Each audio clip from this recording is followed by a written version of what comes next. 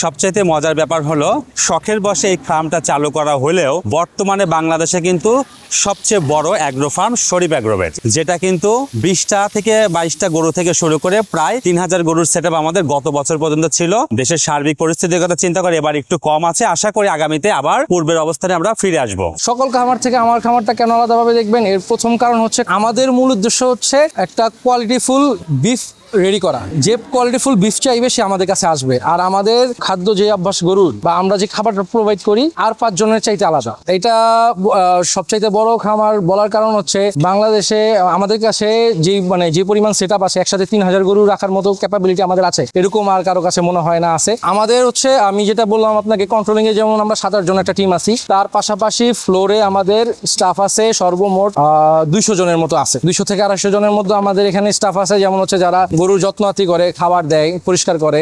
আমাদের গরুর খাবারগুলো রেডি করার জন্য আলাদা টিম আছে। তারপর হচ্ছে যেমন ডাক্তারের টিম আছে আলাদা। সব মিলে আমাদের প্রায় 200-250 জনের মতো লোক আছে। আমাদের মূল লক্ষ্য হচ্ছে একটা গরু সবচেয়ে ছোট থাকা অবস্থায় বা আমরা ওটাকে যে অবস্থায় রিসিভ করি তার থেকে ওর সর্বোচ্চ গ্রোথটা করা হচ্ছে আমাদের লক্ষ্য। তার একটা বৈশিষ্ট্য হচ্ছে আমাদের এই যে গরুটা, আমাদের এই গরুটা একদম ছোট ছিল। এই গরুটা একদম ছোট ছিল, জন্মই হয়েছে ওর এখানে একদম ছোট থেকে আপনার হচ্ছে 40-45 কেজি একটা বাচ্চা থেকে এখন এটা প্রায় 1200 কেজি একটা গরু হয়ে গেছে। আমাদের হচ্ছে কি বায়োসিকিউরিটির জন্য আমরা সারা বছর এন্ট্রিটা রেস্ট্রিক্টেড রাখি, যার কারণ হচ্ছে রোগ জীবাণু রোগবালার একটা ব্যাপার থাকে। তো আমরা রমজান থেকে মোটামুটি উন্মুক্ত করে দেই, তখন থেকে দর্শনার্থীরাও আসে, কাস্টমাররাও আসে। ওই রোজা থেকে কোরবানি পর্যন্ত লোক সমাগমটা থাকে অনেক বেশি বলতে আপনি এখানে যদি শুক্রবার দিন দাঁড়ান মনে হবে এটা একটা পার্ক, এখানে সবাই একটা চিড়িয়াখানা, এখানে সবাই ঘুরতে আসছে এরকম মনে হবে। তবে এর মধ্যে আমাদের কেনা বেচা চলে, এই আমাদের 2 মাসই রোজা থেকে কোরবানি পর্যন্ত কেনা বেচা চলে, এর মধ্যে লোক সমাগমটা একটু বেশি থাকে। আমাদের এখানে প্রায় 3000 গরু আছে, অনেক গরু। এই গরুর গোবর হয় অনেক। এখানে আমরা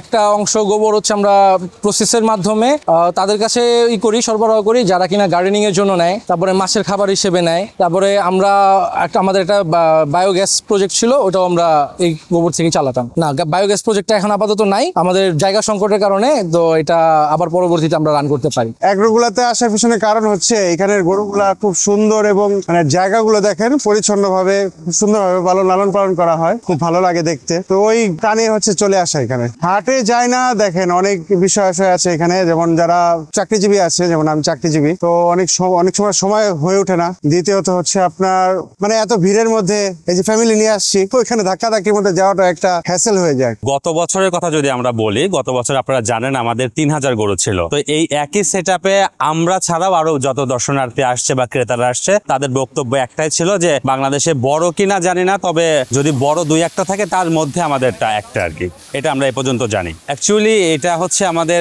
এমডি স্যারের ছেলে, ডিএমডি স্যারের শখ ছিল। এটা আরো প্রায় 12-13 বছর 14 বছর আগের কথা। আমাদের এই খামারটা কিন্তু প্রথমে ছিল নারায়ণগঞ্জে, আমাদের ফ্যাক্টরিতে রূপগঞ্জে। পরে এটা এখানে 2013 বা 14 সালের দিকে চলে আসে। তো আমাদের বসের ডিএমডি স্যার, বসের ছেলে আর কি 2021 সালের জানুয়ারি মাসে মারা যায়। এরপরে 2 বছর একটু এটা স্লো ছিল। এরপরে বস তার ছেলের যেহেতু শখ ছিল, সেই শখের কথা চিন্তা করে সে ভাবলো একটু বড় পরিসরে করি। আমাদের শেড আছে হচ্ছে আপনার 15টা। এই খামারটা ব্যবসায়িক প্ল্যান থেকে করা না, নিতান্তই শখের বসে শুরু করা। তো এখনো শখের মাধ্যমে চলতেছে, শখ দিয়েই চলতেছে, ব্যবসায়িক চিন্তা ভাবনা করে এটা করা হয় না। আমাদের একটা 7 থেকে 8 জনের টিম আছে। তো আমরা এক একজন এক একটা পার্ট দেখি। কেউ হচ্ছে গরুর স্বাস্থ্য বিষয়ক খেয়াল রাখে, কেউ গরুর খাবার দাবারের ব্যাপারটা মেনটেন করে, কেউ পারচেস মেনটেন করে, কেউ সেল করে। তো এইভাবে আর কি আমাদের একটা টিম করা আছে, 8 থেকে 9 জনের টিম আছে। আমরা 8-9 জনই এটা মেনটেন করতেছি। আধুনিকতা বলতে প্রচলিত যে পদ্ধতি আছে আমরা ওইভাবেই লালন পালন করতেছি। তবে আমার কাছে এখানে মানুষজন আসবে কেন, সবার গরু পালার একটা আলাদা থাকে, নিজস্ব নিয়ম থাকে, কে কিভাবে পালে। হ্যাঁ, গ্রামে গঞ্জে মফস্বল বাড়িতে সবাই সবার মতো, যেমন হচ্ছে আপনার ঘরে রান্না করলেন, কিছু ভাত উদ্দিষ্ট রয়ে গেল, এটা আপনি গরুকে দিয়ে দিলেন। আর ওইরকমই আপনার হচ্ছে খেতে ঘাস আছে, রাস্তার পাশে ঘাস আছে, কেটে খাওয়াই দিলাম। তো ওইভাবে তারা লালন পালন করে। তো আমরা যেটা করি, আমরা ওই প্রান্তিক যে খাবারগুলো আছে, প্রচলিত খাবার, যেমন গরুর ভুসি, গমের ভুসি, তারপর হচ্ছে ডাবলি, ছোলা, এগুলো খাওয়াই আমরা লালন পালন করি, ঘাস খাওয়াই লালন পালন করি। তবে এখানে আপনি খামার যেহেতু, বা আপনি যদি চিন্তা করেন যে এত বড় খামার, কমার্শিয়াল চিন্তা করে অন্য কোনো কিছু প্রয়োগ করা হয় কিনা, তা ওরকম কোনো কিছু আমরা প্রয়োগ করি না। আমাদের দানাদার খাবারটা প্রতিদিন 5 থেকে 7 টনের মতো দানাদার খাবার লাগে। আর ঘাস লাগে প্রতিদিন 6 থেকে 7 টন ঘাস লাগে। এত ঘাস আমরা আমরা হচ্ছে আমাদের নিজস্ব জমি আছে, ওইখান থেকে কিছু উৎপাদন করি, আর পুরোটা ওইখান থেকে চাহিদা যদি আমাদের